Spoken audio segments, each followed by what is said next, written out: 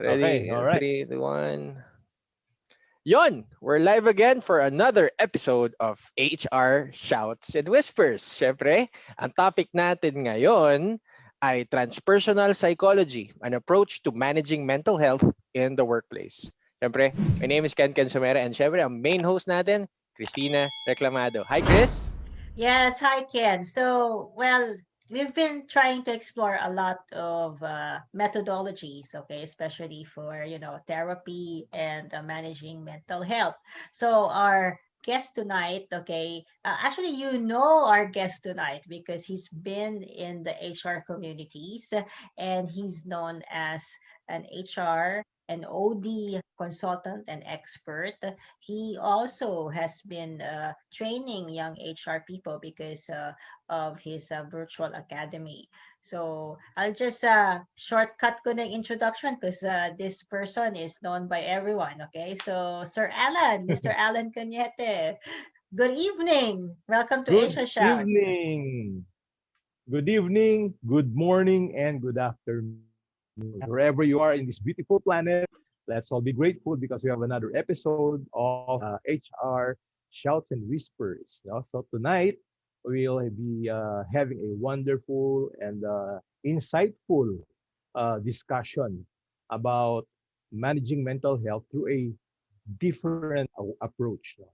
So, ma'am, anything that you want to say first before I continue? Well, you've been having your before the pandemic hit, you already launched your virtual academy. Yes. So yes, you've been like training young HR people. So among the HR facets, okay, so we have comp and ben, we have recruitment, we have training.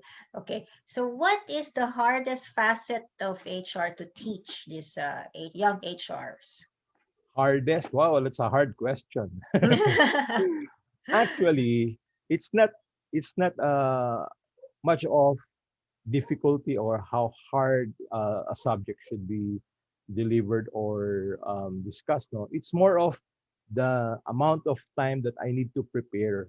Kasi lahat naman ng facets ng HR since napagdaanan ko lahat yun, Mm-mm. it's not really that hard or difficult to answer any kind of question. Pero when you prepare a material like that, imagine three decades of experience, Mm-mm. i-compress ko ng 12 modules and only for 19, 18 point something hours. So it's quite a huge task. Yun. At nabanggit nyo ma'am yung Creative Moves Virtual Academy.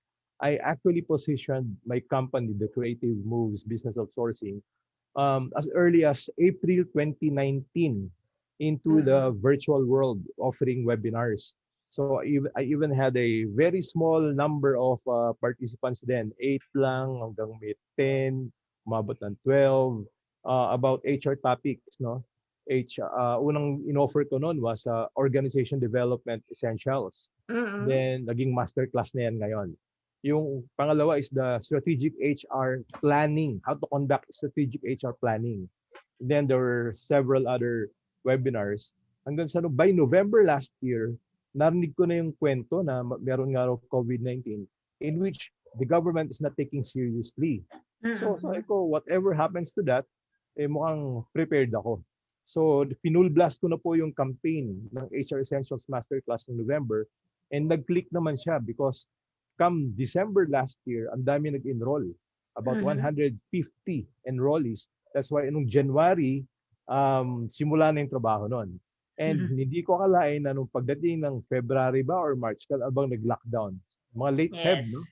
Nung nag-lockdown na, naka-take off na po yung aking project. Sabi ko, wow, it was really a perfect timing.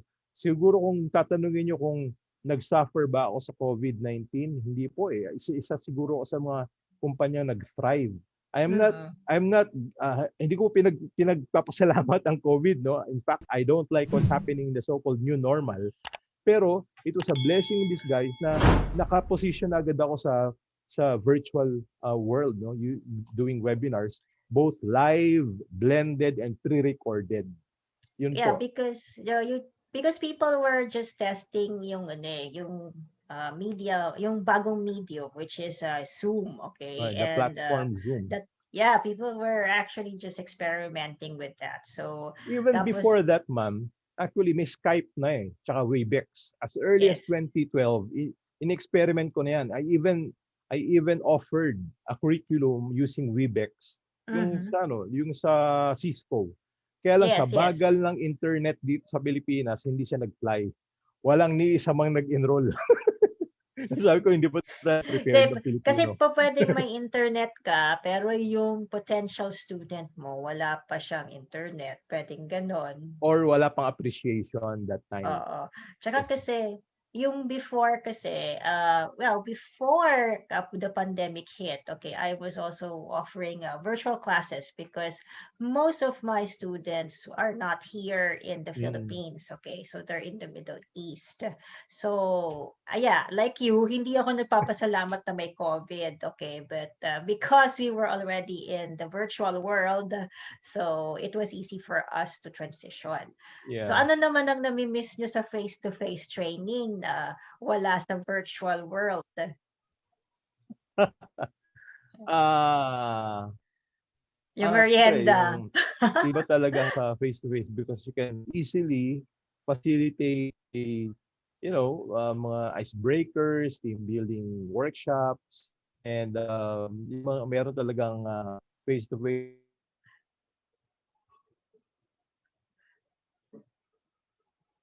Hello. Hello. full, no? Hindi siya kasing impactful kapag face-to-face workshop. I'm actually in the near future, I'm going to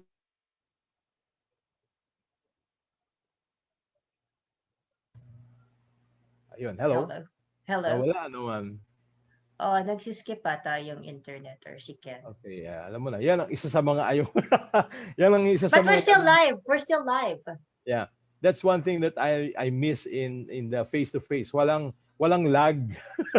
walang disconnection na nangyari because you can continuously talk and talk without having to worry about internet connection. Yun. So Yeah, this is actually yung pag naglalag, yung internet dip yung signal. So that causes. Kaya nga yan yung pinagtatawanan namin ng mga trainees ko kasi at least well kasi ngayon we have I have like some backup plan for that. So, and then of course, miss natin yung yung talagang games when we yeah, do the totoo. well, the icebreakers, right? And then the games that when we do the face-to-face interaction. So, Yes. yeah, so ito. So our topic this evening is transpersonal psychology. So can you tell us how you journeyed into this field?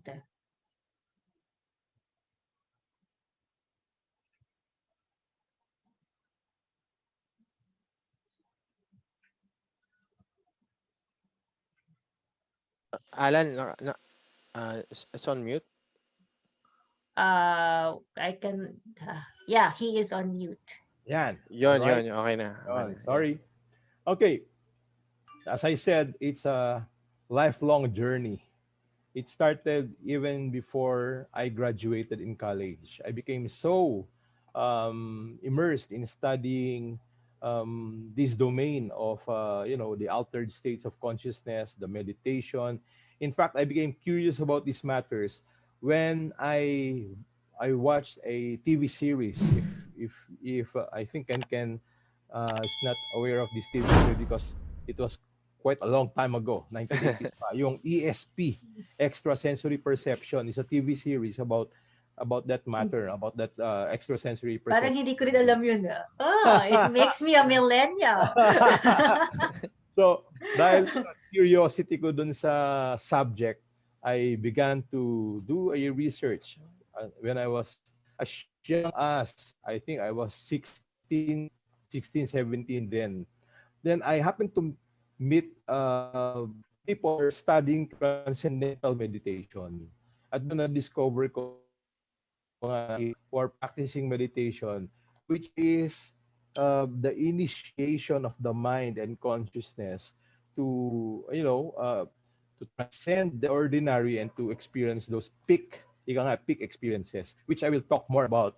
I mean, this matter about ESPN and stuff this evening. Yes, Yon. further in So, your nagsimulat presentation. yan when I was a student. Yeah. Okay. Yes, okay. So anyway, Sir Alan, Okay na. we'll just remind our viewers, okay, that we're giving away a scholarship, okay, from your from the Creative Moves Virtual Academy. Okay, so those who have not submitted their essays and want to participate in the raffle, so you have to submit a 3 to 5 sentence essay why you chose HR as a career. Yon, meron na nag-submit ah. So, Oh, good. Good. so mamimili na lang kami, okay? So, we're giving that away. We're giving one, okay, scholarship to his academy for his HR bootcamp. Oh, yun. So, anyway, Sir Alan, I believe that you prepared a presentation for us to understand transpersonal psychology better. So, before we barrage you with questions, I would suggest that people just go sit and look at first, okay, listen to your presentation. All right. Is my PowerPoint already visible? Yes, it is. All right. So, good evening, good afternoon, and good morning, everybody. And I said this is a different approach in managing mental health, but you may not be aware of it. Maybe some of your previous employers have been using this. They just don't know that it is, or that the practice or the technique belongs to the so-called transpersonal psychology. All right, so let's start. Um, my journey. I want to answer that question back. No, what was my journey to learning transpersonal psychology? It started when I was still a student, sometime 1982. So yan, medyo iniisip ano, ilang taon na si Mr. Allan Cañete. I joined a group. It's formed by my uncle, who is one of the gurus of in our country teach um, who is teaching meditation. No? His background is Theosophy, and the group that he formed is called Soul, Spiritual Order for Unicorn Light, which has evolved into another name. No, serve served order of for unicorn light, something like that, which in which I was an aspirant. No, then it later evolved into Sufi. That's another term. Service served the Unicorn Fellowship Incorporated. Now, what do we do there? We study different forms of meditation, and we were taught that when you learn all of these techniques, it's supposed to be uh, geared towards serving the humanity. Okay? Ganun siya. And I learned there how to do pranic healing. No? As early as 1980s, natuto po akong tinatawag nilang pranic healing. It's a form of healing where as a practice of healing people who are sick by manipulating the prana and energizing the aura of a person. And pag cleanse mo yung sick aura at nilagyan mo ng healthy prana, gumagaling. It became a science actually, in the area of new age and new thought. um, so I studied mysticism and science of the mind at an early age and learned different forms of meditation that time. No, I even became a pranic healer uh, among my friends, among my relatives, and sometimes mga random people who go to the healing center, which was located in Kamuning. If you're if you're familiar with that mailing healing center, noong mga 80s and 90s, na dun siya, no? Um, then when I entered college, I took up AB psychology, and it was in college days that I was introduced to the concept of transpersonal psychology and parapsychology. It resonates, I mean, the two subjects resonate so much with what I'm so interested in. Kaya sineryoso ko po yun. Specifically, the the subject was theories of personalities. No? Theories of personality, sorry. At doon ko natutunan yung transpersonal psychology na kasi I was seeking for scientific explanation of all my spiritual experiences when I was doing healing, when I was doing meditation, and when I'm experiencing astral projection and the like. Sabi ko, there must be some scientific explanation. Why am I experiencing this? And so I'm so lucky that in AB psychology, particularly that subject, theories of personality, I learned all the scientific explanation of those phenomena, no? So nalaman ko in that subject that there are a lot of things that science cannot explain about the mind, about consciousness. And that's why, since science cannot explain it using the empirical approach, during that time, they consider the domain of mysticism, etc., as pseudoscience. In fact, the practitioners of transpersonal psychology then was ridiculed by empiricists or the scientists who wants things to be empirical, evident, and testable and quantifiable, na dahil hindi nga siya ganon ang nature ng transpersonal psychology, halos iniitsapwera nila ito sa mundo ng psychology. But the practitioners, the founders, etc., were so insistent. Kaya pinasok na niya, tinanggap na niya eventually dahil there are a lot of evidences. So, I'm so glad because my learnings about transpersonal psychology was forced my meditation practice and my spiritual practices during that time as a member of Soul Spiritual Order of Unicorn Life and Sufi later on, the Serve the Unicorn Fellowship Incorporated.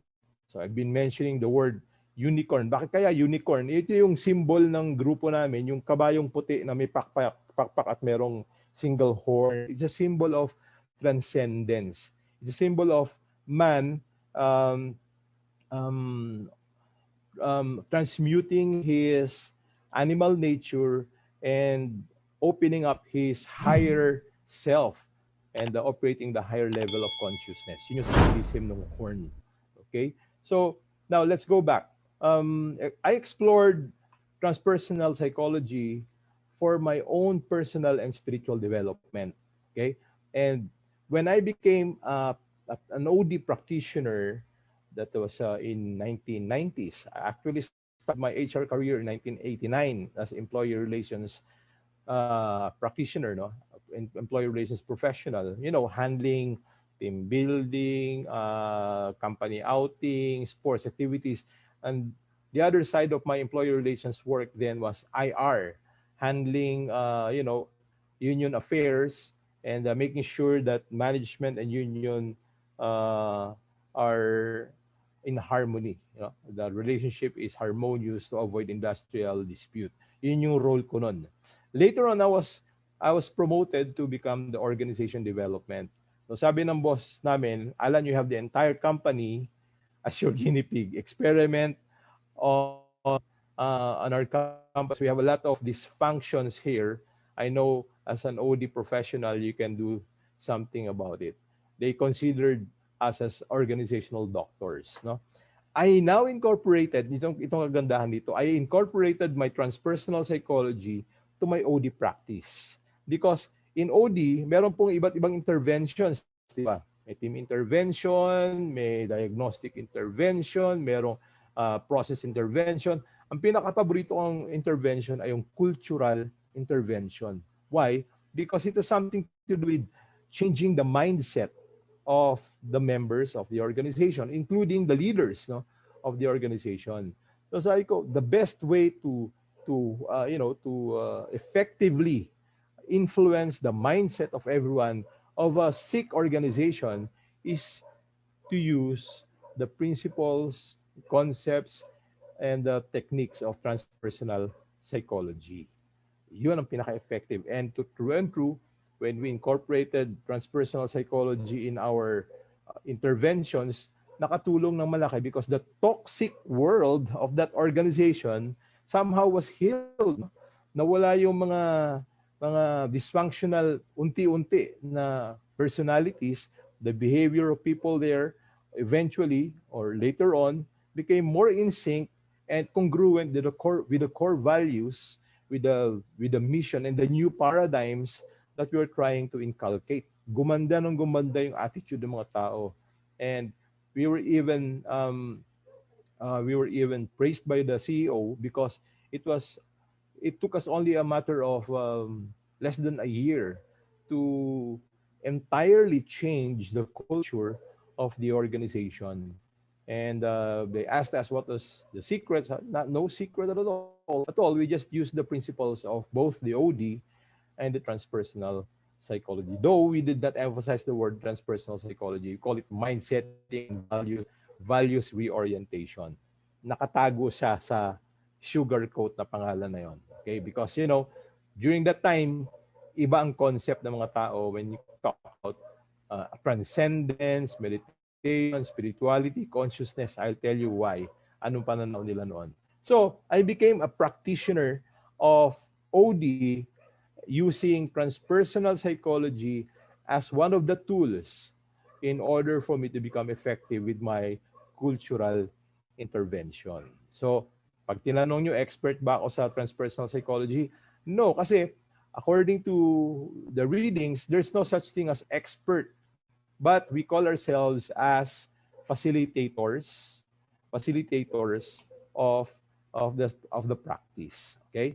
Kasi pag sinabi mo expert, talaga ikaw na yung authority. No, hindi naman. Kasi maraming magagaling sa area na ito.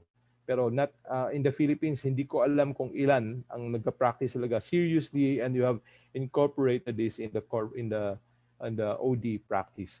So far, ako po yung alam ko lang na nag-experiment ito. If there will be others in the audience right now who are practicing OD and using transpersonal psychology as an approach to mental health and your OD interventions, I would like to meet you and maybe we can exchange notes kasi marami ako nag-experience dito. Okay, so let's talk about mental health first kasi I've been using this, no? Alam natin that mental health is a state of well-being where individuals can cope with the normal stresses of life and contribute productively. Okay, yun ang gusto natin eh. Meron kang mental health. However, in order to have a talagang good mental health, the workplace should be psychologically safe, no? A workplace that promotes workers' psychological well-being and actively works to prevent harm to workers' psychological health. But in reality, ladies and gentlemen, if you observe the workplace, it is really toxic, especially if the executives and managers and supervisors, the leaders in general, have an orientation of transactional leadership approach. What is transactional? Ang transactional, very impersonal yan. Ang transactional leadership style, masyado po command and control ang tendency niya, no? Efficiency is more important than people's welfare minsan, no? And profitability, bottom line, and when they deal with people as sometimes statistics lang, masyadong impersonal, kulang sa empathy and compassion minsan if you're saradong transactional style in your approach as a leader. And because of this attitude, paradigm, and orientation as a leader, nawawala po yung humanistic approach. In fact, it's alien to them. Trabaho lang to, walang personalan. So kung trangka ko, wala akong pakialam. Kung ayaw mo, malis ka. Something like that, no? If you cannot please me, if you cannot meet my expectation, the door is open. Kulang sa empathy and compassion. Now, we cannot blame them because that is also what they learned from their mentors and probably their models, no? But if you want to have a psychologically safe workplace, you have to rethink your style. Baka po yung naka-achieve ka nga ng iyong mga targets at the expense naman of your people's moral. Naka-achieve ka nga ng mga deliverables pero at the expense of people's happiness. Nawawala yung mental, ika nga namin doon ay sa mental hygiene, no, ng workplace. Nagiging unhealthy yung workplace, nagiging toxic and dysfunctional yung organization. So, how do we treat that? Look, in this chart, you'll see here that whatever we're experiencing on the tip of the iceberg, it's a picture of the iceberg, no? Overtired yung mga tao, withdrawn, isolated, lack of focus, less responsible, may mga emotional outbursts yung mga officers, may mga mood swings. These are all symptoms of troubled employee and even officers in the workplace. This is what we see.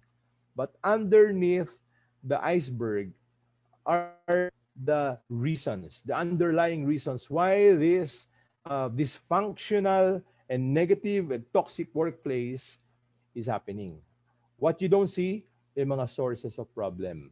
Okay? And it is important for the HR practitioners to know what are those things that are underlying this tip of the iceberg. May mga work issues siguro, no?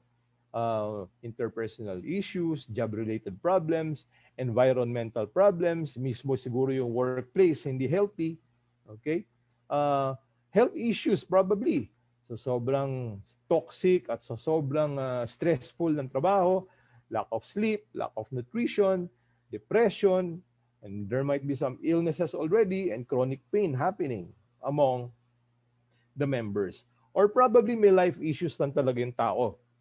Relationship concerns, stress sa bahay, financial and legal problems, or sometimes baka naman may addiction na.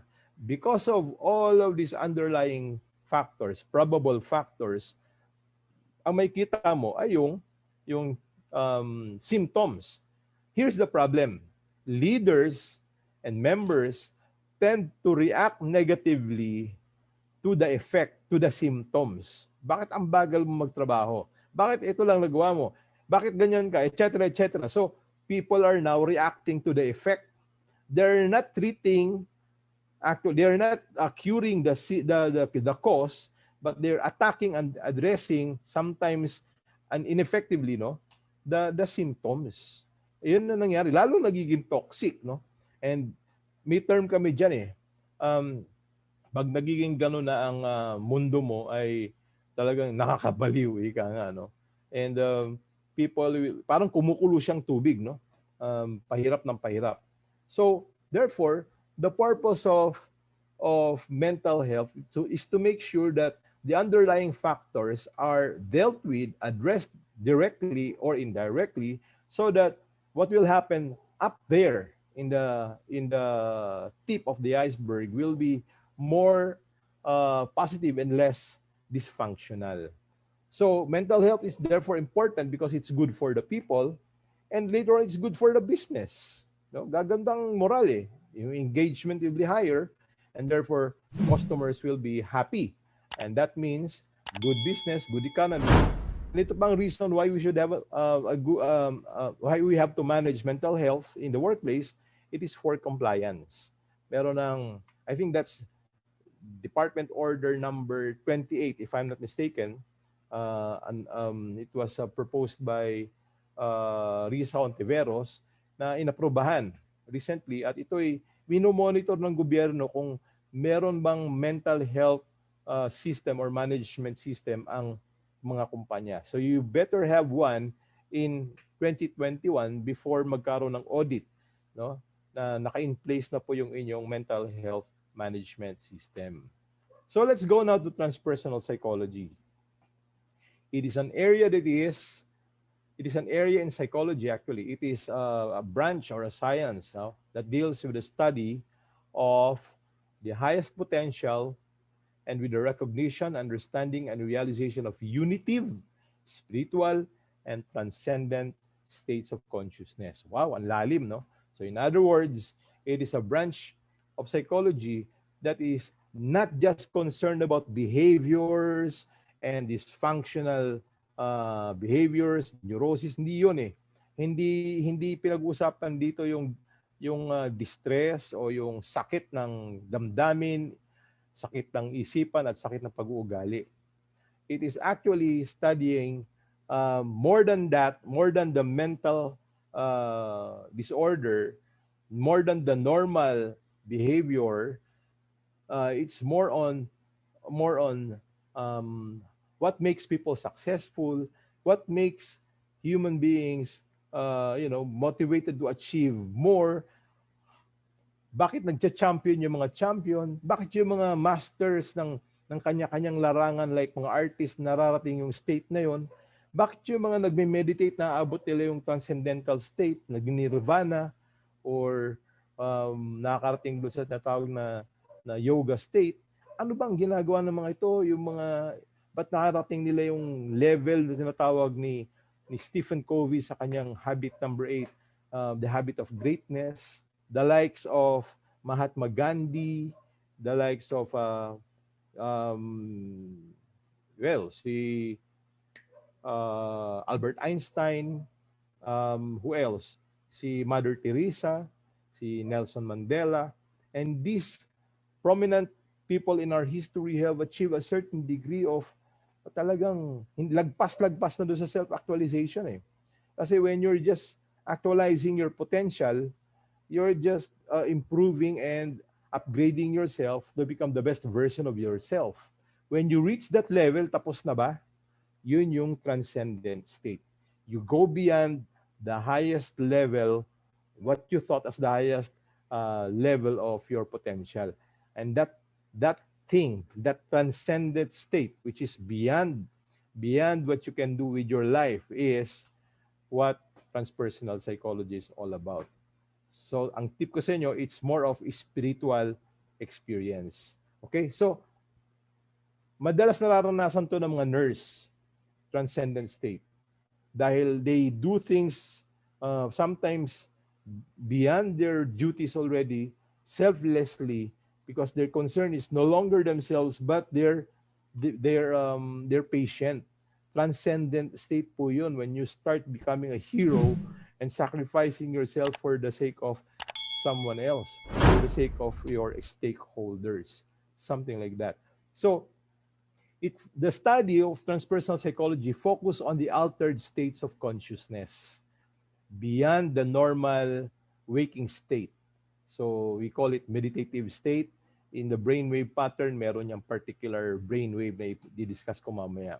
So the transcendent experiences, as I mentioned, is something beyond normal. Okay, hindi siya abnormal. It is super normal in fact, no? It's a means to understanding the human mind, the consciousness, and it's also a way to treat mental disorder. Why? Kung gagawa tayo tawag dito, ng graduation, no? Ang normal state ay ito, normal consciousness. Pag meron kang mental disorder, bumababa ka, no? Pero pag meron kang transcendent state, tumataas yung level ng iyong consciousness and mental functioning. Okay? So, transpersonal psychology is actually a good alternative approach in promoting mental health. Bakit po nasabi yun? Okay, ito yung aking mga dahilan, no? Transpersonal psychology is promoting the transformational leadership rather than the transactional leadership. I mentioned already what is transactional leadership, no?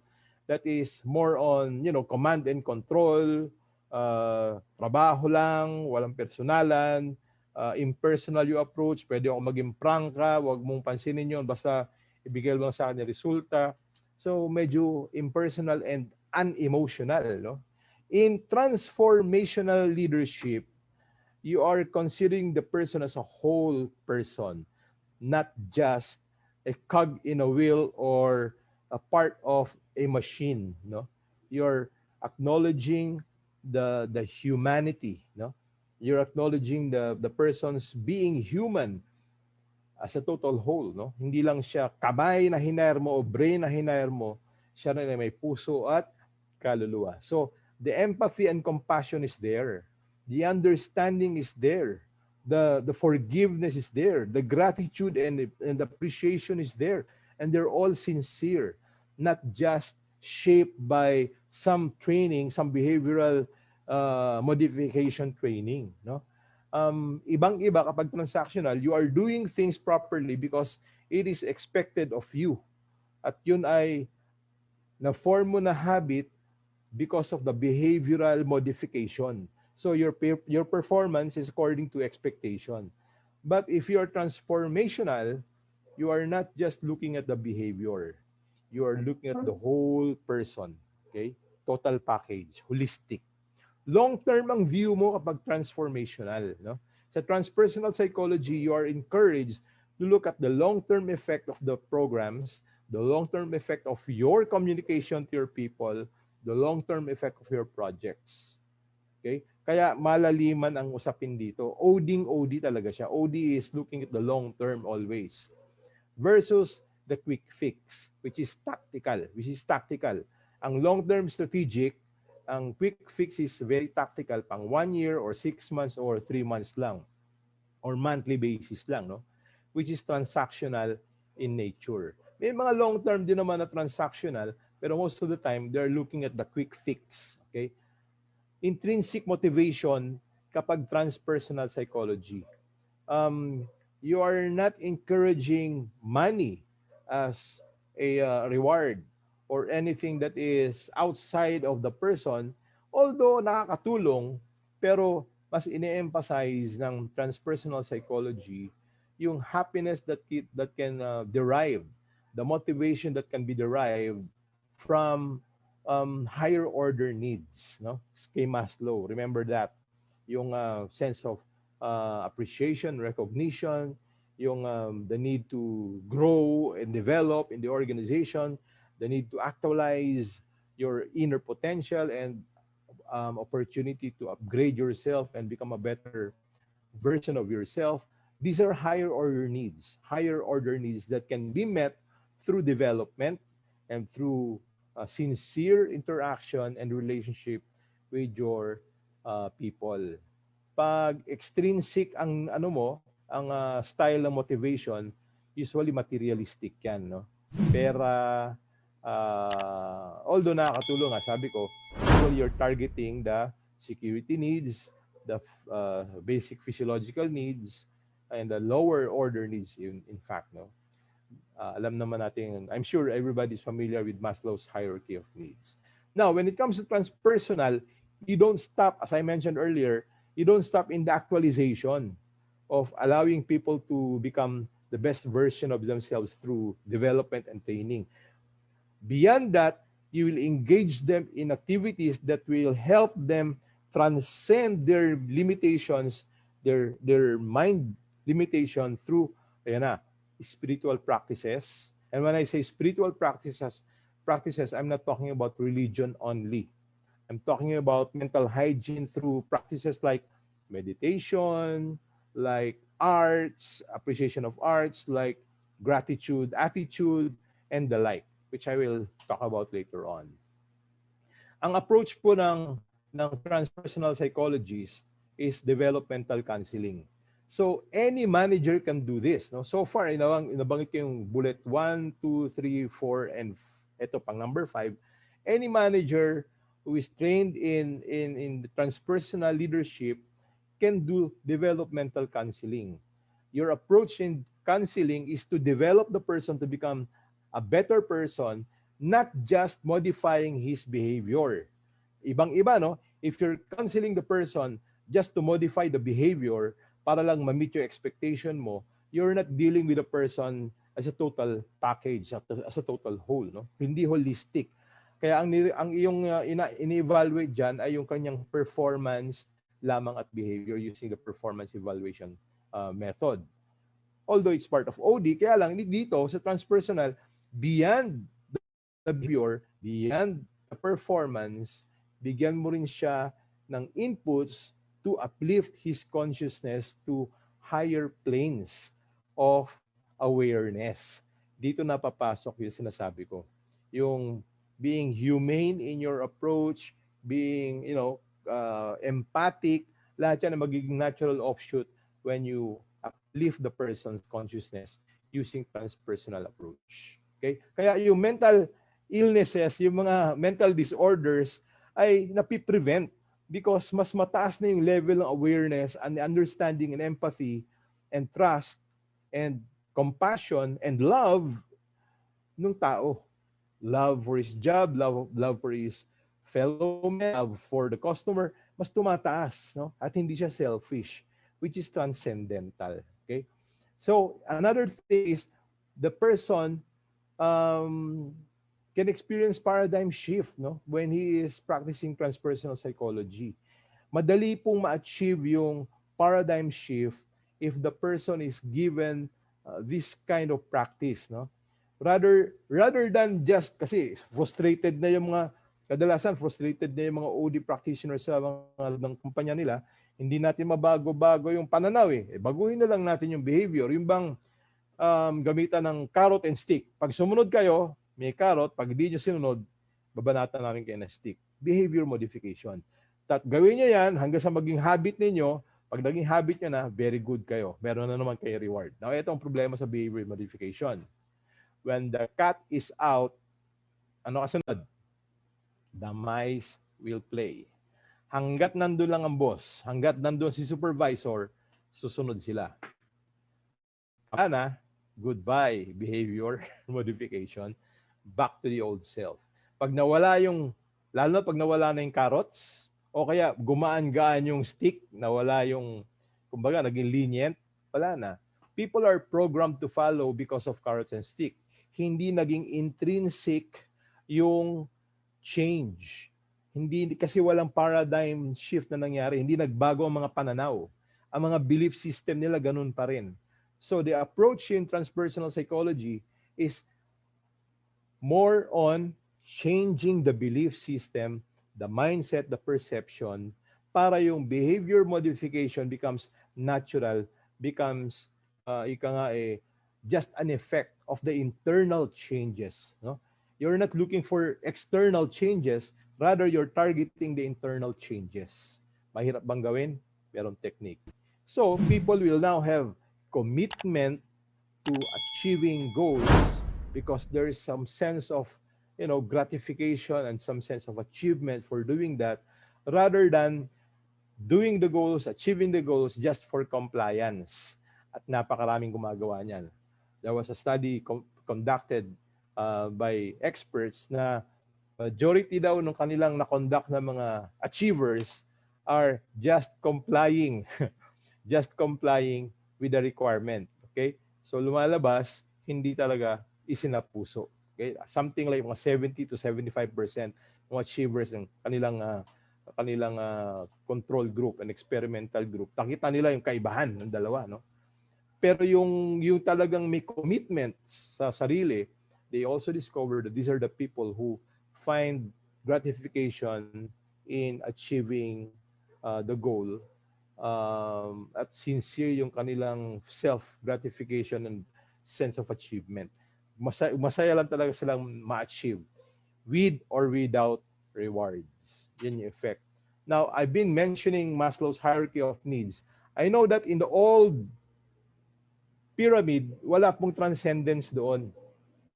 But later on, when psychologists studied further the notes of Maslow, they discovered na 8 pala yung level, no?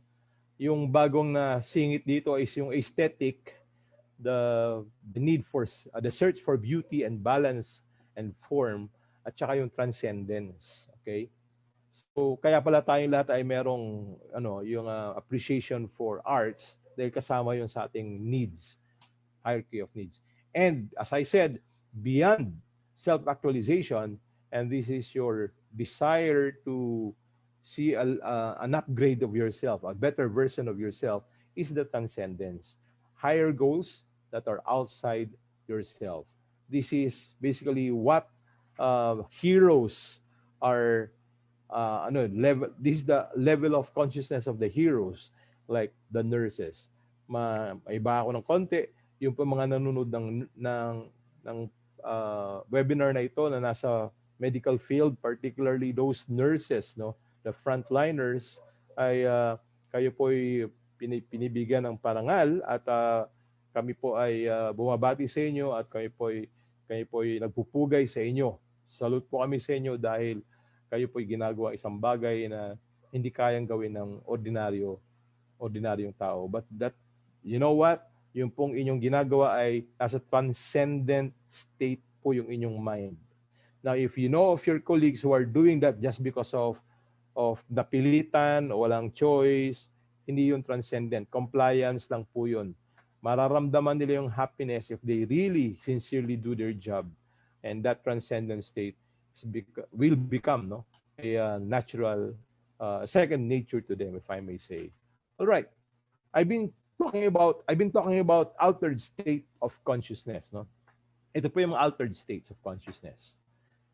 Pinag-aaralan din po ito ng transpersonal psychology, yung pong anong nangyari sa ating brain wave patterns. Kapag gising tayo, nasa beta state po yung mind natin. Especially engaged in critical reasoning, analytical thinking, active mind condition, and logic. Pag tayo matutulog na, okay, umiiba yung ating brainwave pattern. If you're now engaged in full concentration, yung talagang heightened perception and peak performance, like for example, yung target shooting. Yung target shooter, talagang peak performance yan, high condition yung focus ng kanya sa kanyang target. Usually, naabot nila yung gamma state of mind. Yung artist na absorb sa ginagawa, gamma state yan. Yung pong mga martial artists, habang nakikipaglaban, yung mga boxer, no? Habang nasa gitna ng laban, inaabot nila yung gamma state. Yung wala nang ibang nasa mundo kundi ikaw lang at ang opponent mo. At bawat galaw niya, bawat kibot ng kanyang mga kamay, you have a counteract. You are so absorbed with what you're doing, that's gamma state. Gising ka. Okay? Now let's go to other states of consciousness. When you're up to sleep, dadaan ka sa alpha, theta, and delta. But when you are meditating, no, when you're visualizing, when you're daydreaming, when you're in peace and quietude, when you're simply closing your eyes and concentrating on your breathing for several minutes, and you will achieve a certain degree of relaxation, you're actually achieving the alpha brainwave. And that's very important in the study of transpersonal psychology. I will tell you later on why. As you go along with your meditation, you will reach the theta state. This is a deep meditative state. It is characterized by rapid eye movement kapag inobserve, no? And kapag lumalim-lalim pa, vivid dreams. What is vivid dreams? You are dreaming, but you are aware that you are just dreaming. Ibang nagising ka sa iyong malalim na pagtulog na ikaw pala ay nananaginip. Something like that. That's what you call as theta state, no? Deep meditation, light sleep, hypnopompic, that's before waking, and hypnagogic, that's before sleeping. Okay? This is also the level where hypnotists, yung mga nag-hypnotize, can impress upon the person some suggestion, impress upon a subject some suggestion for healing the person in whatever his mental disorder or issues are. Okay? Then, when you go now to a deep sleep, you reach the delta state. This is dreamless sleep. Very deep na may mga panahon na nagising ka, parang wala akong matandaang panaginip because most of the time malamang nasa delta ka. In delta, it's a dreamless sleep, and this is where healing happens. Kung meron kang sakit, kailangan mong matulog, kailangan ng katawan mo yun because that is where healing happens of your body. So there will be loss of body awareness and you tend to become unconscious when you are at that state. Ang theta, medyo nasa gitna ka ng tulog at gising. Same with alpha. Mas malalim lang ang theta. Now, in transpersonal psychology, the objective is for you to reach alpha, theta. And kung kulang ka sa tulog, syempre kailangan mag-delta. And there are a lot of instruments that they're using, including the electroencephalograph, and biofeedback method to monitor this brainwave patterns, no? These brainwave patterns. All right, so therefore, pag gising tayo, beta yan, no? Pag malapit ka ng matulog, nagre-relax ka, alpha. Pag deep meditative state, hindi pa rin tulog, pero nananaginip na halos, pero gising ka. Pero nasukan nyo ba yun? Gising ka pero nananaginip ka na? Aware ka, nananaginip ka lang pala? That's theta state. No? Maraming pwede rin na healing of your mind. No? And the delta is sleep where your body needs in order to do some physiological healing. Okay? So, if you are an experienced meditator, madali mong ma-achieve yung alpha, theta, even gamma when you're awake. Ito yung na-achieve ng mga taong nagma-mindfulness. They are awake, they're just focusing on what they're doing and giving all their thoughts and attention to what they're doing, they're achieving gamma. Gising sila. That's mindfulness eating, mindfulness walking, mindfulness talking, mindfulness breathing. No? That's mindfulness. Okay. Bakit po hindi popular ang transpersonal psychology in the past years, decades ago? Ito po yung aking sagot diyan. Kaya po hindi siya popular noon kasi especially in the 70s, even earlier, kahit noong 80s transpersonal psychology together with things neuro-linguistic programming and others were considered as occultism. Alam nyo, pag sinabing occultism, black magic, nasa dark side of the forest, ika nga, ang grupo nila Darth Vader, yung black magicians, satanism, these are all wrong perception. Hindi po ganon ang transpersonal psychology. So it was misunderstood before as occultism. Kaya during the 80s, kapag may job interview at nabanggit mong ikaw ay nag-meditate, naka-experience ka ng astral projection, nakaramdam ka ng mga tao using your mind, hindi ka na matatanggap. Because dalawa lang, either they will think that you are tama, may mental disorder, or delusional ka, or may neurosis. So, negative kasi perception. Also, transpersonal psychology is considered as pseudoscience in the 50s. Only in the 60s and 70s that it was accepted and embraced by psychology as part of its domain. Pero kahit ganun pa man, ay pa rin mga batikos ito at mga sticks. Buti na lang, nasa kakampi ng mga transpersonal psychologists, sila Maslow, si Carl Jung, si William James, and these people who are talagang prominent names in the world of psychology, in the discipline of psychology. And kung si Freud ay mahilig lang do sa lower order needs, okay? Si Carl Jung and the like, Maslow, etc., ay dun sa higher order needs. At si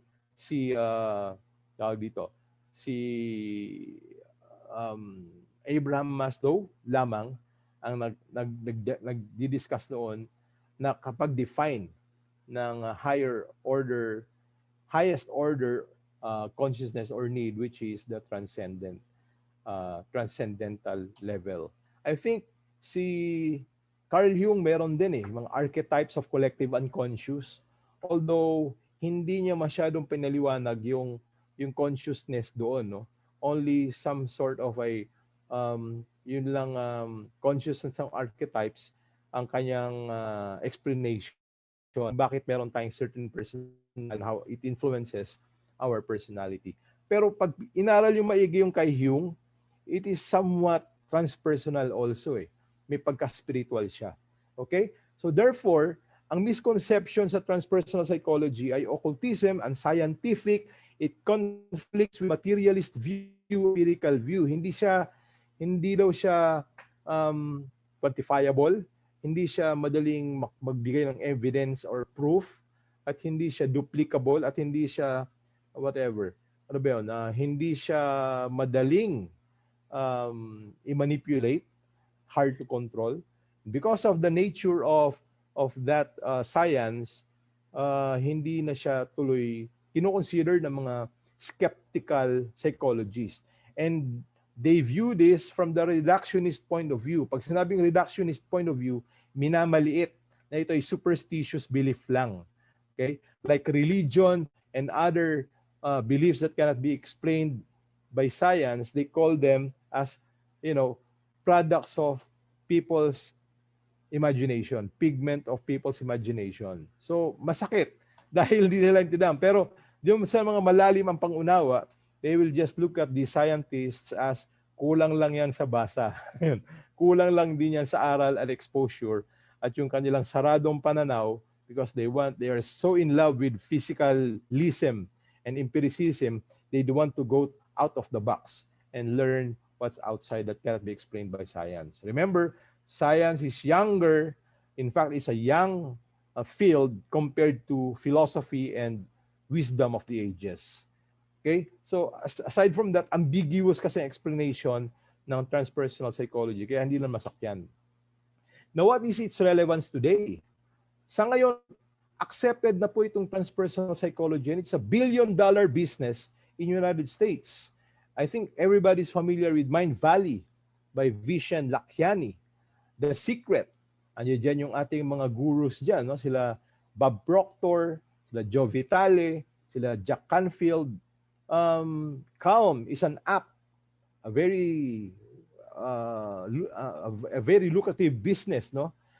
Ng Headspace, both are app na you just download the app.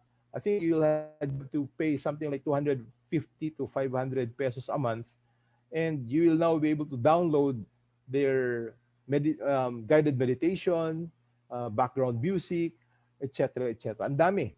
And in just a matter of 10 minutes, you'll achieve the transcendental state or altered state of consciousness using any of these apps. And that will be my future project. Creative Moves Virtual Academy will be coming out with a local app that will teach meditation among Filipinos. Meron akong Taglish, meron din ako pang international, and I will be teaching meditation. And so a matter of hundreds of pesos, mada-download nyo na and you will be having a crash course guided meditation. No? Very relevant ang transpersonal psychology today because of the advent of positive psychology, the science of happiness, and the science of human strengths, the science of gratitude. And also sa pinsa ng psychology of physics, alam niyo po ba na ang physics ngayon ay hindi lang classical. They have quantum physics that is trying to, give a benefit of the doubt, no, para sa mga taong masyadong empiricist. Their argument actually is not directly saying that there is God, but they are attacking the physicality and the empirical mindset ng mga scientists na kung saan ang attitude kasi ng mga scientists ngayon, lalo ng mga physicists, ay to see is to believe. Kung hindi measurable yan, hindi yan existent. Product lang yan imagination. Pero pinatunayan ng quantum physics na hindi lang physical world ang meron tayo. There is a subatomic particle world that is governed by this laws of cosmos that when you describe it, it is, ang unang description is, it is omnipresent. Itong mga particles na to, subatomic particles, it's present everywhere. And each of these subatomic particle has enormous amount of power. So, parang kumbaga, sabi nila, yung isang subatomic particle na yon, I can light an entire city like New York, no? Sa dami ng kanyang energy. Okay. So in other words, omnipresent na, omnipotent pa, very powerful. And ito pa isang sinabi ng mga quantum physicists. Ito po mga particles na to have all the knowledge and consciousness and everything that you need to know in this universe. So omniscient din siya. Okay? All-knowing, all omnipresent, present everywhere, and all-powerful. Pag tinignan niyo po yung Bible, sabi ng mga physicists, yung dinidescribe ng Bible na all-knowing, present everywhere, and all-powerful, ay, and all-seeing, ay walang iba kundi si God. Kaya hindi po nila pinuprove that there's God, but the way they describe the subatomic world, the quantum world, is like they are actually describing God. Ngayon lang po kayo makakita ng mga scientists na kino-quote ang Quran, ang Bible, ang Tao Te Ching, ang Bhagavad Gita, at kung ano-ano pang mga scriptures ng world religions and mystical groups, dahil nakikita nila sa particle physics yung description ng God sa iba't ibang scriptures ng iba't ibang world religion and even meditators. So what I'm saying here, ladies and gentlemen, is transpersonal psychology has already been studying that. And binabakan po ng quantum physics ngayon, na kung saan ang mga dating scientists na hindi naniniwala sa supernatural matters, supernatural stories, supernatural beings like God, they are not believing it. Kung ang mga religious people are trying to scientific explanation of their religious experiences and spiritual experiences, ang mga physicists naman are trying to look for spiritual explanation of what they're discovering in the quantum world. Nag-merge na ngayon na kaya ng ipaliwanag ng siyensya yung mga bagay na dinidescribe ng spiritual people in their experiences. So, very relevant. Connection ito sa corporate. Ladies and gentlemen, yan yung mga sabi ko ngayon. How does transpersonal psychology work?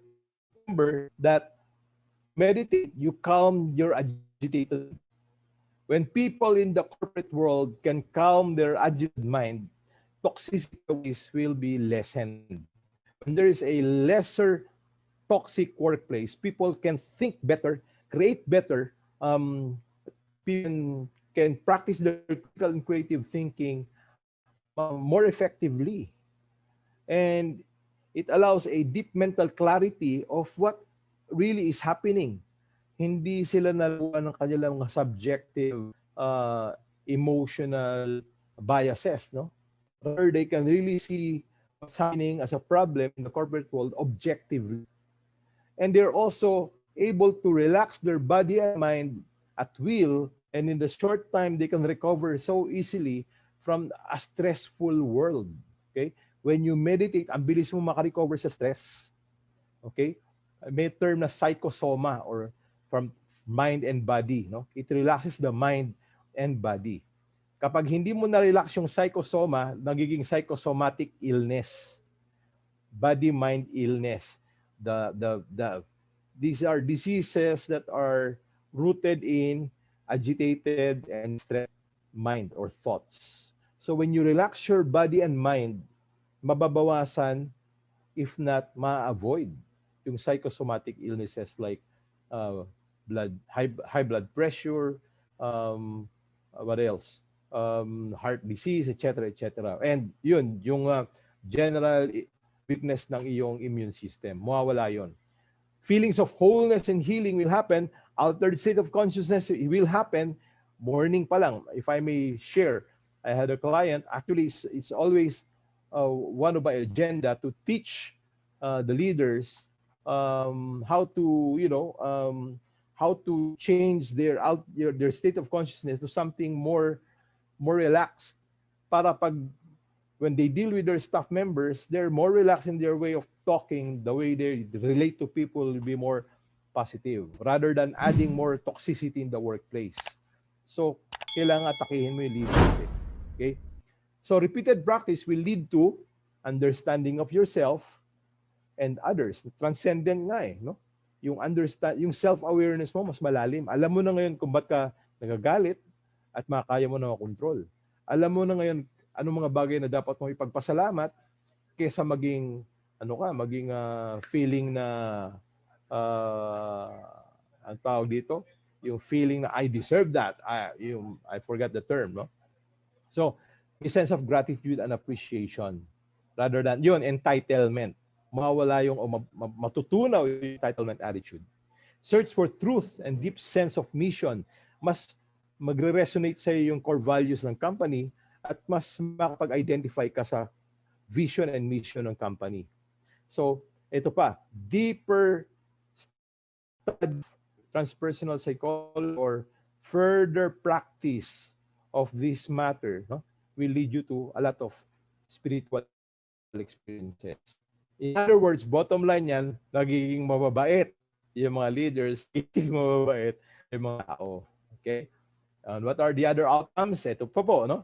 Higher employee engagement, kasi yung mga tao ngayon meron ng mas malalim na commitment sa trabaho, and yung konsensya nila mas matindi, no? They're in touch with their conscience because they have studied the values well, and whenever they comply, it is not just for compliance but for happiness, that they are able to become engaged and their behavior and attitude is congruent, and they're able to contribute to the goals of the company. Okay? At the customer delight, hindi lang customer satisfaction ang kanilang habol. Masaya silang makitang masaya ang customer. Delighted customer. The offshoot of that is, of course, loyalty. Customer loyalty. Okay? And they will have a more relaxed state of mind. Okay? More relaxed state of mind. Reasonable work requirements. So, mababawasan yung stress. Reasonable work requirements will be asked for employees rather than mga, alam na, yung tinatawag na unjustified job demands or unreasonable and unrealistic job demands. Nawawala yun kasi may compassion ka na eh. At meron ka pang empathy na malalim, no? So, people will also be deserving of the rewards that they will be getting, no? Because meron ng mas magandang basehan for the rewards. Rewards, as I said, which are not just materialistic and extrinsic, but mas marami yung binabakapan nila ng tinatawag na higher order needs, aligned na reward. Generosity will be there. And definitely, the effect is, syempre, happy employees, happy customers, happy business partners, happy employers. Syempre, no? Dahil and happy communities, dahil the neighboring communities will also be benefiting from the prosperity of your organization through your CSR, no? Or corporate social responsibility projects, no? And happy nation eventually kasi you're contributing to the economy of the country. Yun po yung vision nitong transpersonal psychology. Kapag mababa na yung incidence ng mental disorder, ika nga, yung mga leaders ay transformational leadership ang gamit. Okay? At ang mga tao ay masunurin, may kabutihang loob, may malasakit, that will be the effect. A workplace that is less toxic, a workplace that is more positive, where people are appreciating and expressing their gratitude to each other. Okay? Ano ba ang basic techniques? Okay, silang breathing exercises. Dinuturo ko po yan sa aking mga clients. In fact, yesterday, I've conducted managing work behavior and attitude. Nag-meditate kami as our last exercise. And I taught them some techniques on how to focus their mind. No? One-pointedness and concentration. So ito yung magdadala sa'yo sa alpha state. Mindfulness meditation, ito yung magdadala sa'yo sa gamma state. Yung super concentration ang mangyayari sa'yo dyan. No? Basic yoga exercise, some of them are asanas or body movements. No? Guided meditation. Okay, these are basic techniques that you can also find in YouTube. Creative visualization. Part din ng transpersonal psychology ang neuro-linguistic programming and self-affirmation and self-talk. Yung narrative mo sa sarili mo and how do you talk to yourself silently. Okay. It's healthy to talk to yourself, no? Especially if you're talking to yourself positively. Okay, praise yourself, appreciate yourself, affirm that you're a good person. Ayan, yan yung pinag-usapan dyan. Then, if you've heard of law of attraction, there are different techniques to manifest things, no? Kasama yan sa transpersonal psychology. the creative visualization, the manifesting techniques. And finally, prayers. Alam na nating lahat ang prayers. What's the difference between meditating and praying? When you pray, you're talking to God or whoever is the higher being that you are believing in, no? While in your in meditating, you are listening to God. You're feeling the presence of the Creator inside you and outside you. You believe that He is inside you and you believe that you're inside Him. That's meditation. In prayer, you're talking to a father asking for something or asking for forgiveness. In meditating, you're listening and waiting for the downloads. Magbibigay ng mga bagong blessings in the form of impression, inspiration, ideas, even strategies. If you are a manager who knows these things, while you are meditating, things that are bothering you, that are bugging you, solutions will just pop into your mind like a parang chunk of ideas. And when you wake up or back to normal yung activities, to your normal activities, you know the solutions to your problems. May advantage ang mga managers na marunong nito. Okay? Advanced techniques. Gratitude photography. Ginagawa ko ito. In fact, when I did this, habang ako yung nag-photography, nature photography po ang pinakamaganda.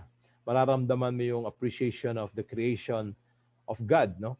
Yung being with nature is so easy when you're doing nature photography. It's an active form of meditation. You are at one with your camera and the subject is the world. Art meditation, I'm also an artist, kaya ang sarap-sarap po gumawa ng mga artwork when you're in a meditative state. Chakra cleansing and energizing, this is a higher level of meditation where you are already balancing your energy centers. They call it as chakra in Hindu tradition. Okay, meditation on two hearts is an advanced technique of chakra meditation where you only concentrate on two energy centers, your third eye or ajna and your heart chakra, to bless the world with positive energy like compassion, love, forgiveness, abundance, and prosperity, loving kindness, etc. Frequency healing is literally listening to frequencies. Every frequency has its purpose. In fact, the higher the frequency, the better. At meron niya specific frequency that will create or trigger an altered state of consciousness, okay, which is very, very lengthy to discuss. Binaural beats is also a frequency type of meditation, pero beat naman ang marinig mo rito. Tut. Gano'n lang, no? At nakaka-trigger siya ng altered state of consciousness or trance, kung tawagin. Solfeo tunes is the same, pero music naman ito. Meron certain frequency na na-achieve. In fact, yung mantra Aum belongs to this area, Solfeo tunes. This mantra has specific frequency that can trigger the activation of these energy centers. Music therapy is very, very effective and it is common. No? When you listen to music, listen to meditative, spiritual music, not necessarily religious. Yung pong mga classical music na ang mood ay magaan, especially those music na gumagamit ng major chords. Wag yung puro minor chords kasi nakakalungkot ang mga minor chords. No? Mga major chords, upbeat music, major chords, nakakataas ng vibes. Okay? And as I mentioned, yung Aum meditation. These are all forms of meditation that I teach my students and my participants in my seminars. And ngayon, kina-transform ko na sa webinar. And it's equally effective. Okay, this is one of the interventions na talagang nakatulong ng gusto sa marami kong kliyente. The power of gratitude intelligence. I teach them here how to create a workplace of gratitude, a gratitude culture in the workplace. I teach here how to make and maintain a gratitude journal, and of course, a guided gratitude meditation, and how to practice radical forgiveness. May taong kagalit ka o mabit sa'yo or nakasakit sa'yo, kailangan mo siyang patawarin. Not because you want to establish a relationship again, but because you want to release yourself from the bondage of that negative emotion at ikaw ay you're freeing yourself to higher level of consciousness again. Habang ikaw ay nandoon yung feelings of, avenging yourself, paghihigantihan mo yung sarili mo, minumura mo siya sa iyong isipan, negative emotion po yun, negative vibes, hinihila ka pababa nun, no? And you will not reach that transcendent state. Higher order needs ay hindi rin maabot-abot dahil mabigat siya sa iyong consciousness. So when you forgive somebody, you're not doing it for the person, you're not doing it to rebond or establish relationship, you're doing it for yourself. Does it sound selfish? It may be, but it's for your own good. Okay? Patawarin mo, kahit ayaw niyang tanggapin yung patawad, patawarin mo pa rin and bless him na sana'y maging mas successful siya sa kanyang buhay, sana'y huwag siyang dapuan ng sakit, sana'y maging mabuting kanyang kalooban at kalagayan at kaisipan. Maging mabuting tao siya balang araw. And that will release you. That's radical forgiveness. Marami pong taong mga hindi minsan maganda relationship, naka-enkwentro ko rin, pero limot na yun, lipas na yun. Kung hindi po sila maka-move on, ako naka-move on na. At ang tanging sasabihin ko na lang ay magpatawad kayo. Patawarin nyo rin ako kung kayo, nasaktan ko kayo. Pero ang pinakamaganda niyan, we release each other, let's move on. May kanya-kanya tayong journey. Okay? Another set of interventions, ito na lang yung last slide ko, no? Transpersonal counseling. Ito yung when you do counseling, you are not looking at the person na kina-counsel mo as an employee, but you're looking at the person as a total whole, a human being with spirit, with emotion, and therefore your understanding there is deeper. Meron siyang pinagdadaanan, meron siyang emotional issues, baka meron din siyang spiritual issues. Mas malawak yung level of understanding. It takes some practice, not only practice but intensive training. You need an intensive training to achieve this degree of skill of doing the transpersonal counseling. How to lead morning meditation is part of my interventions. And in fact, pag kinukuha po ako na consultant ng mga companies on a retainer basis, kasama po to sa aming package na before the start of their work day, we gather employees, the leaders, or whoever is in the office, lahat yan, kompleto, and for 15-20 minutes, I lead them with morning meditation on gratitude and helping them transcend whatever their baggages are so that when they get back to their respective work area, meron mental clarity, may kagaanan ng damdamin, at meron pong saya, may happiness. The vibes is very positive. Transformational leadership. I am teaching leaders here how to become the source of positive vibes in the office rather than become the source of negative vibes. Tayo po mga managers, supervisors, and team leaders na sa atin po nakasalalay yung vibes, energy, or frequency ng ating opisina. Pagpasok nyo sa opisina, kapag kayo ay nakasimangot, galit, at masungit, damay-damay na lahat yan. Magtataka ka bakit bagsak ang moral ng mga tao mo, tingnan mo sa salamin. Baka ikaw yung dahilan. Hindi ka marunong umiti, hindi ka marunong mag-appreciate, and what you only see are the negative things. You're only interested in looking at what's wrong. When you refocus your mind on what's happening well, you discover that there are a lot of things about your members. Kasama yun sa topic ng transformational leadership, gratitude meditation, and others. Kung meron nga lang tayong oras ngayon, I can lead you into a 10-minute gratitude meditation. Okay? That's my last slide. So if you want to clarify things, I can actually answer any of your questions. Ma'am Tina and Ken, I'm ready for your questions. Yes, that was a great way of introducing the topic because a lot of people just to react to it, they think when we talk of mga transpersonal or anything that starts with the prefix na trans, okay? This has something to do with yung mga occult, okay? Yung hindi siya scientific, 'di ba? Pang crack doctor, may mga ganong reputation. So, Pseudoscience nga eh.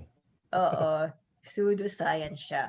And I remember that I remember during the 1990s, may mga books kasi yung yung mga senior citizens sa bahay. Okay, so they had Silva method. So that's one book that Yeah, maganda Silva yan. mind control. uh, Oh, mind control. I was forced to read that actually, and I was quizzed by my grandfather. But I think it works, okay, because I think I was 14 and I was reading the book and I was able to do some. Meron siyang you count backwards, and then you bring yourself to a certain place, okay, within your mind. Parang ganun yung kanyang principle. And then if you want to heal your body, you simply have to envision or imagine yourself like if you want. I wanted to heal my eyes because I had glasses and I didn't want to I didn't want to wear glasses anymore. But anyway, we have a question, Ken, from Venice. Okay, so I think Sir Alan was talking about hierarchies. Okay, Yeah, I think that so was just the states of mind mhm. earlier with theta, gamma. Yeah. So Yeah. her question is it is it possible that we don't there are no hierarchies? We don't go. Is it like a step one, step two, step three, or you can immediately go to one Sa state? hierarchy of needs pala yung question Oh niya. yeah, yeah. Yeah. But Okay. Yeah, sorry. parang is Hierarchy of there needs. hierarchy Mm. of needs, and is it possible na one doesn't go? Ano ba tong hierarchy of needs? Diba Skip this one one is step. present, diba? In every individual Mm-mm. there is a parang hierarchy of needs, and are you able to skip one step? Okay, good question yan, no? Now, there was a study conducted before in, syempre, India yan madalas eh, yung mga Mm, ang kadalasan na lumalabas, meron din silang bell curve. No? Karamihan po ng nagpa-practice ng meditation sa norm ay dumadaan talaga yung kanilang evolution of consciousness. Your first level of awareness, syempre, is your is satisfying your physiological needs. Kasunod yan, affiliation, and etc. In other words, hindi mo mapiplease ang isang empleyado sa kakabigay lang ng pat at the back kung gutom yan. mm, Busugin mo muna.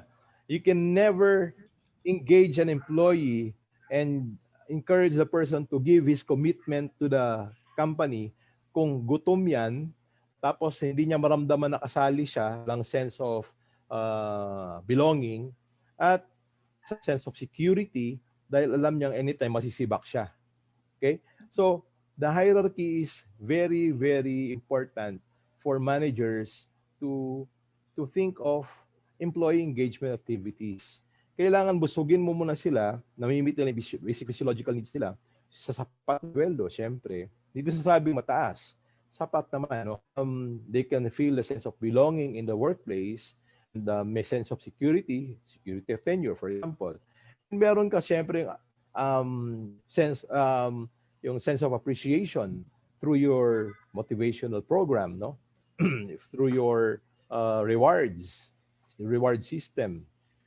And merong, yun na, pataas hanggang sa merong opportunity to develop themselves. That's self-actualization. mm, So, before you offer them training, before you offer the person training, siguruhin mo munang meron siya nito. Kasi magigwa lang sa isa eh. Sir, offeran nyo ko ng training. Gutom ang pamilya ko ngayon, kailangan kong umuwi ng probinsya. Kaya hindi ako makaka-attend sa Sabadong training na yan. Hindi po importante sa akin yan. Ang importante sa akin, may hatid ko yung sweldo ko sa bahay dahil wala nang pang pamalengke yung misis ko. Hindi kailangan ka rito dahil para to sa yung development. They will not appreciate that. No?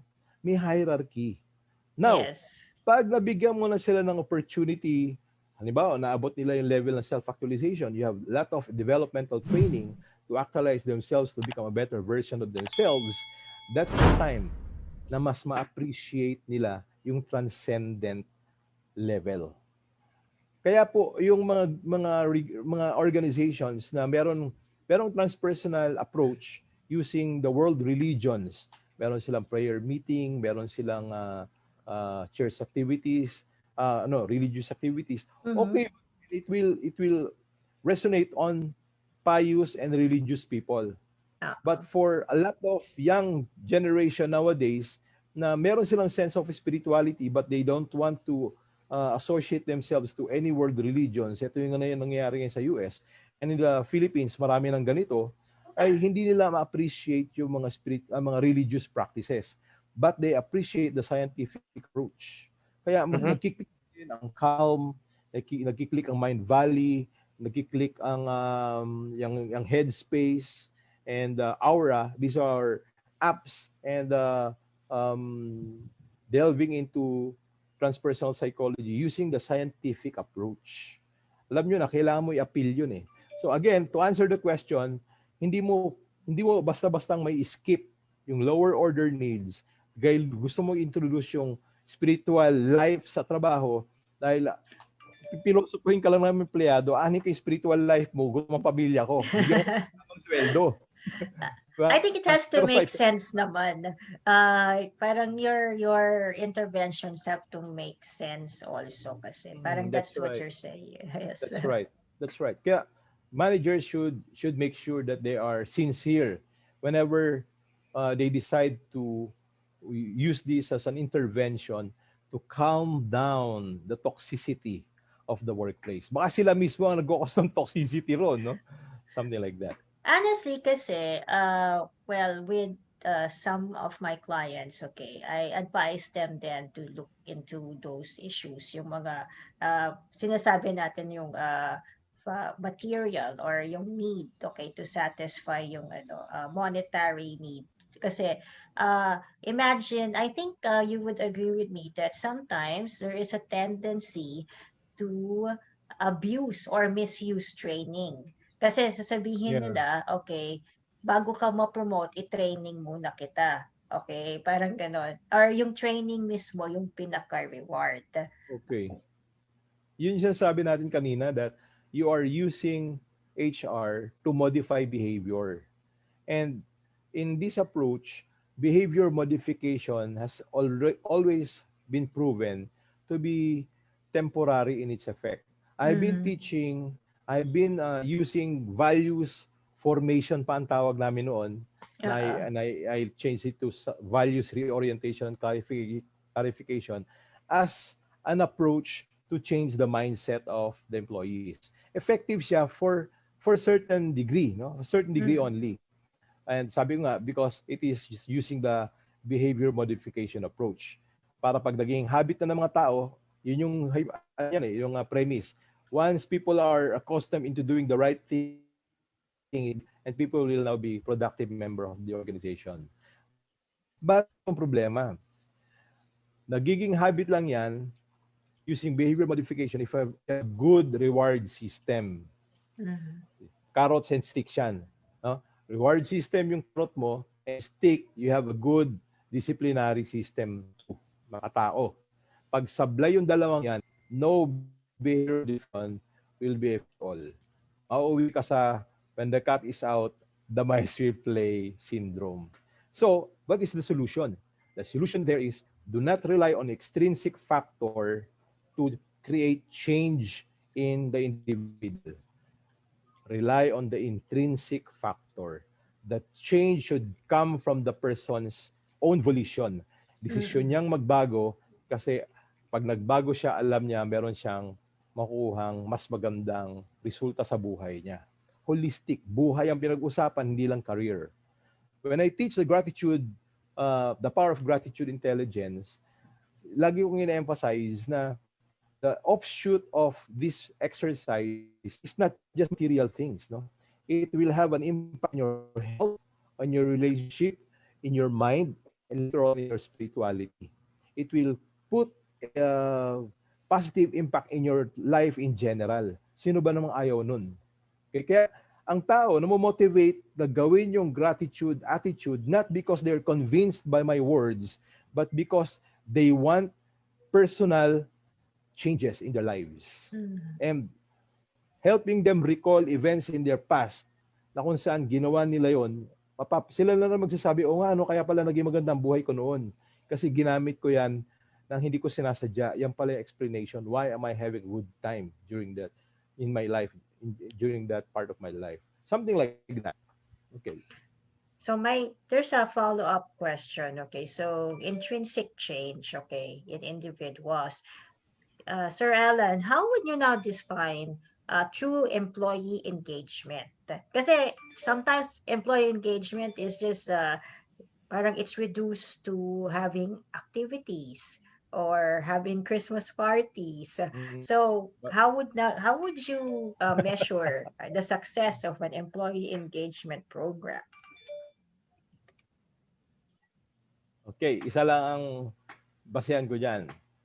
If employees stay for a long, long time with ROI ka sa employee engagement mo. In other words, if you make your employees fall in love with your company, you are able to justify your employee engagement activities. These employee engagement activities are just your tool, your techniques. But the bottom line, the reason why you're doing it, you want your employees to become, if you don't want to use the word loyal, you want them to stay for a long, long time. Because your investment in them, in terms of training and development, susulit ng organization. Kapag hindi nagstay ng matagal ang employees. Okay? Yung iyong investment sa training, magti-train ka na naman. In fact, matagal mag-recruit. Mahal ang bayad sa mga headhunters kapag ang pinag-uusapan ay mga rare talents. If you can retain them for a long, long time using your engagement activities, very good. So employee engagement, the ultimate purpose of that is not just to make them happy, but to make them stay for a long, long time. That's the best measure. Yeah, so that's the gist Retention. of yes, that's the gist why we're going through all the levels of Maslow's hierarchy. Okay, because we want to be able to make them understand, or HR practitioners and managers understand, okay, how we think, okay, how individuals think, okay, and if makuha nila yon, okay, that's the time that they will stay. Okay, yun yung sinasabi naman. Ano ma'am, ang critical na member ng organization na dapat umabot doon sa transcendent state ay yung mga executives. Kasi kadalasan, executives operate in the level of transactional type of leadership, command and control, no? Mahirap po yung ganong environment because nagiging toxic yung workplace. If they could elevate themselves to this level, they may not be saints for the strict sense of the word, but their humanity, their respect for human rights, their respect for human dignity will be there. So they will not make any decision that will undermine these very important matters in the hierarchy, in the organization. Something like that. That's a good explanation, okay? And hindi tinuturo yan sa textbook ng HR, okay? Even in MBA, hindi tinuturo yan. Oo. Kasi things that all these topics, all these webinars that we're going to, we're supposed to be able to integrate it. That's why this FB Live this evening, this one is integrative. So in-explain na ni Mr. Cañete, okay, how things go from on the personal level, diba, and how on to the organizational level. Okay, so inner workings ng ninyo, organizational development. So anyway, do we have questions, Ken, from our viewers? Wala pa naman. Quiet sila. Quiet sila. Nakinig sila. Very solid yung discussion. Yeah. Meron akong, kung walang tanong, meron akong message. Kasi I asked my colleagues in our practice of meditation. We call our group, hanggang ngayon buhay pa yung soul. No? Actually, na-revive Mm. siya. Soul is the spiritual order of unicorn light. Okay? So we do regular meditation, and we bless, or we send positive energy. Kung titingnan mo sa quantum physics, you are actually projecting a positive energy to people, to events, to organization, and to the planet. Okay? The planet Earth. So parang you bless the planet Earth with love, compassion, understanding, prosperity, abundance, and peace and loving kindness. That's a form of meditation that lords are doing, and even the priests and nuns and all other world religions. No? So ito yung message that to all people out there listening, ang message po ng mga light workers, people who are meditating, is to help heal the planet.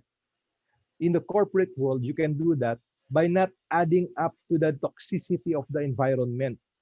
If you're a leader, be aware of what kind of vibrations are you spreading in your organization, with your words, with your decisions, with your thoughts, with the way you relate. Are you spreading the good vibes of love, understanding, compassion? Are you spreading the good vibes of friendship, of of forgiveness? Or are you in the other side, which is only adding up to the toxicity and negativity of the planet? Dahil po dito, quantum physics na nagsasabi na sa dami po ng negative frequency na nanggagaling po sa ating consciousness, nasisira po yung aura din, or energy field ng ating, and maybe this is the reason why we're experiencing this thing. It sounds weird or far out, but you can see what's happening now. No? And quantum physics is, remember, these are scientists who are studying particle physics. They have a huge machine that is the quantum world, the behavior of the atoms and the subatomic particles. Sila na nagsabi. There are a lot of things that classical physics cannot explain, pero doon napaliwanag nila. And they're not saying it directly, but they're saying there's God. There is somebody out there, a super intelligent being, who governs all the laws of nature and the universe. And as a leader yourself, try to help by spreading the good vibes of love, compassion, and love yourself. Start loving yourself, because when you love yourself, you'll take care of yourself, you'll take care of your vibes, you'll take care of your consciousness, you'll take care of your family, you'll nurture your four selves of physical, mental, socio-emotional, and spiritual. You'll be assertive also of not allowing yourself to be exploited by these lower people who are, operating in that lower level of emotion. You will not allow The yourself, bullies. the bullies, or the power hungry, the megalomaniacs, the power harasser. You will not allow yourself to be victims of these people, the psychopaths, the narcissists. When you love yourself, you will not also compromise your highest ideals, and you'll uphold your high standards of leadership. Very, very important nowadays. Come 2022, your higher ideals of leadership, you have to show it. You have to choose the highest ideals of leadership, not the lower type of leadership. Taas po ninyo yung standard ninyo ng concept ng inyong leadership, the transformational leadership. Basahin nyo, aralin nyo ito. Because we, as humanity, this flow of this planet, can only determine what will happen to us in the future. And it all starts with our mind and heart, with the vibes that we spread every day in the workplace and in our households. Yun po sa ating mga brothers and sisters sa soul. Yun lang po, ma'am. So, yun po. Apply po natin ito sa ating workplace. And remember, as HR, tayo po yung nag-vanguard ng human rights, human dignity. Huwag ho tayong sumama pa at makisawsaw dun sa negativity.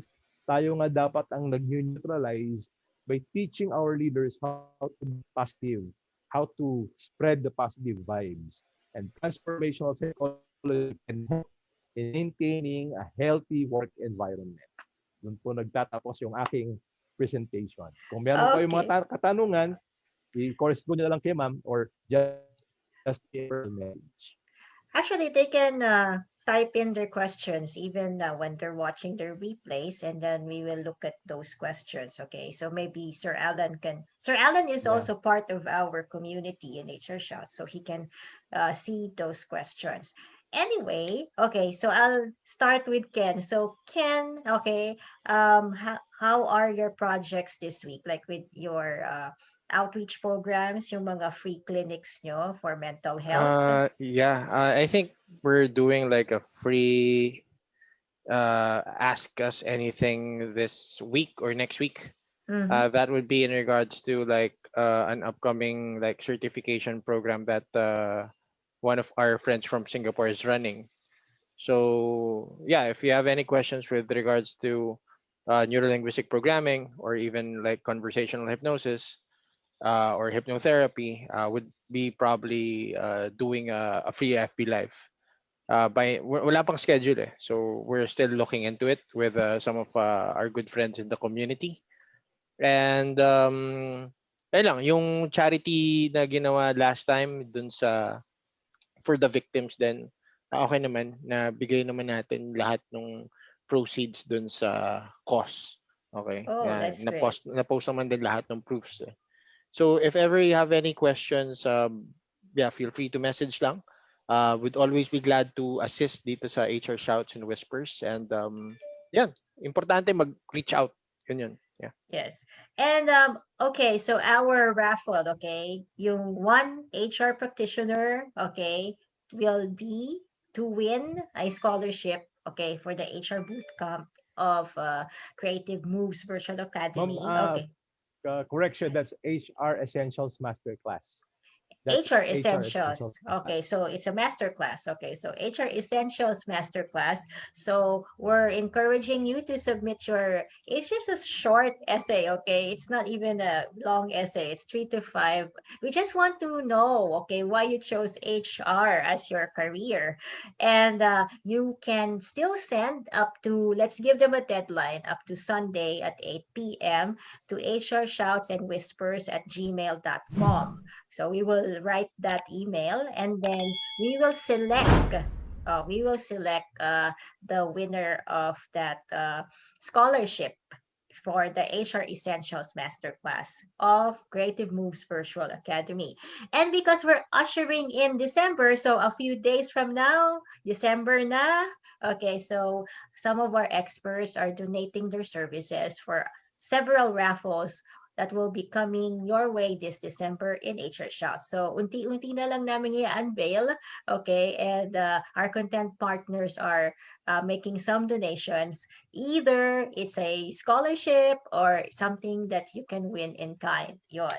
So, that's the project of HR Shouts. Kasi nga, sabi nga ni Sir Alan, we should be part of this collective, ano ba to, cleaning of the energies. Okay, so Yeah. that is our project for December. Okay, so that's our little project for December. Mm. Anyway, Sir Alan, do you have an upcoming immediately this week?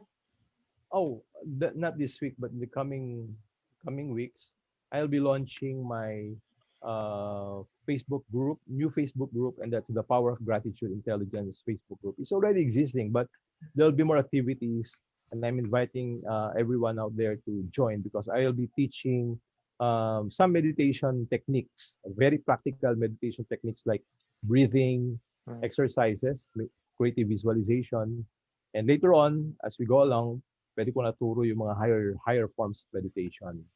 Kasama na yung gratitude meditation. Yun po.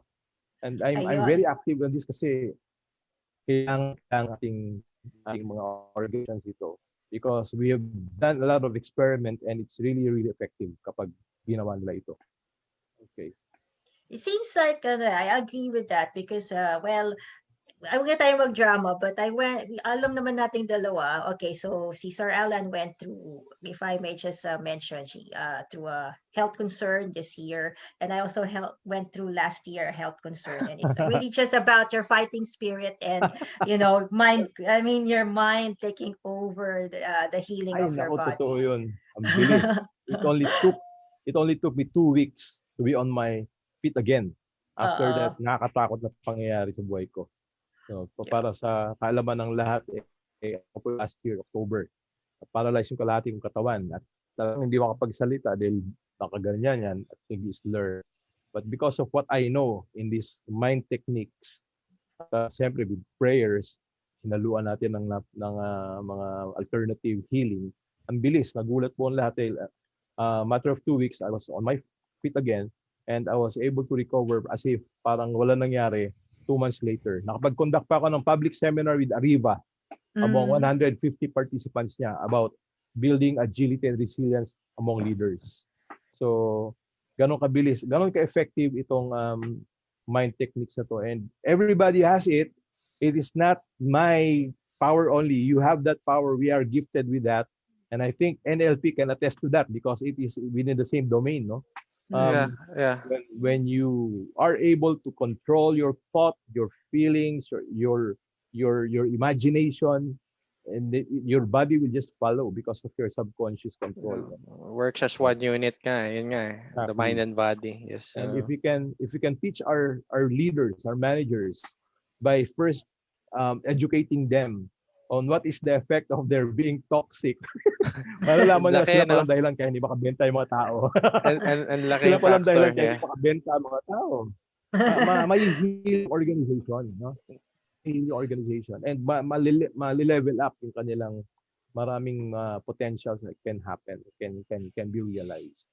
Well, Something the like that. end, something like spreading good energy, yun nga, isasabi nila, positive vibes. Yeah. Anyway, so for those, okay, for those who just came in, you can just watch the replay. Mm-hmm. But we will call it a day kasi also this was really a very extensive explanation of transpersonal psychology. And we thank our guest, Mr. Allan Thank Cañete. you.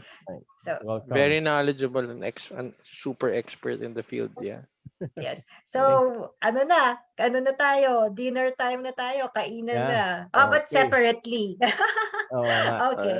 So, Enjoy your dinner, so guys. And yes, thank you so much for watching. And again, feel free to comment in if you have any questions. Kasi mababasa naman natin yan and makokomenta naman din natin afterwards. Right? yes. Okay. Yun. Thank you. Thank you. Okay. Bye-bye. Take care, Sir Bye-bye. Alan. Okay. Okay, Thank Ken. you. We'll Bye-bye. see each Bye-bye. other. Bye-bye.